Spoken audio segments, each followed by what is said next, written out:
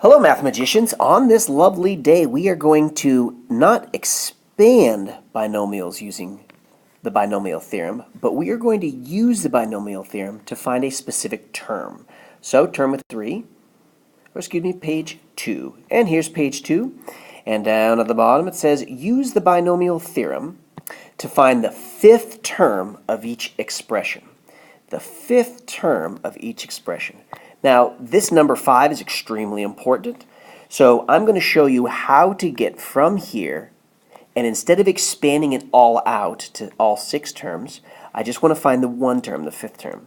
First off, if you take this number and subtract 1, you'll get 4. Keep that in your back pocket for now, because 4 is going to be an important thing in just a moment. All right, so how do I get to the fifth term? Well, I do know, since I'm on the fifth term here, I'm going to use the fifth row of Pascal's triangle. So let's pull up Pascal's triangle here. Ta-da! So there's Pascal's triangle. Now the important part is we need to get to the proper row. So row 5 is right here. This is row 5. And the only thing we need from that is I need the fifth term. So count with me. 1, 2, 3, 4. This is my fifth term there, so that is the coefficient I will use, 5. Next, I'm going to take both my A and my B, so this is my first part, and I'm going to go ahead and just put that in parentheses, and next I'm going to take my B, which is -4, and put that in parentheses. So our next question is, how do I find the exponents that are associated with each one here? So I just need these two exponents. So here's the key right here. Notice I took this and I subtracted 1. Always, whatever term number you're finding, just subtract 1. And that will always go on my B term right here.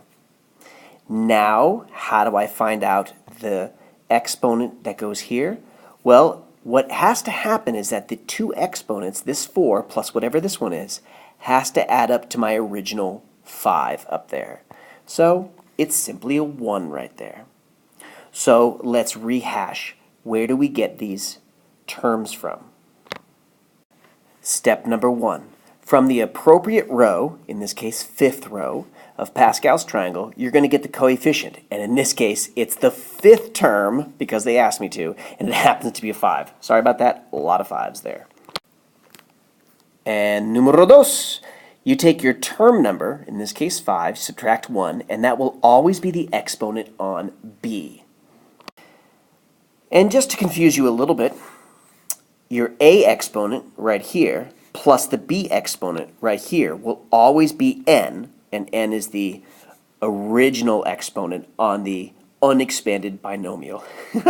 So in this case, that's a 4, so that has to be a 1 because they need to sum to 5. Boom.